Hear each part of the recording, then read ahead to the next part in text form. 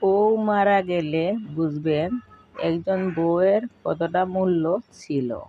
Wife বেঁচে থাকার অবস্থায় সহজেই তার ওয়াইফের মূল্য বুঝতে পারে না, তার স্ত্রীর ভ্যালু বুঝতে পারে না। কিন্তু মরে গেলে বুঝে বউ কাকে বলে, হাড়ে হাড়ে বুঝে বউয়ের মূল্য কত বেশি।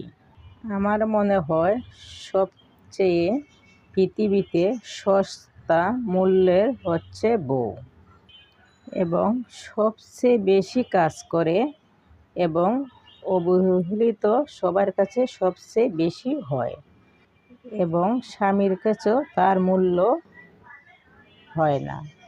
সবচেয়ে মূল্য বেশি দেয় কিন্তু লাঞ্ছিত, গালি সবচেয়ে বেশি সে খায়। পৃথিবীতে একমাত্র সস্তা হচ্ছে বউ।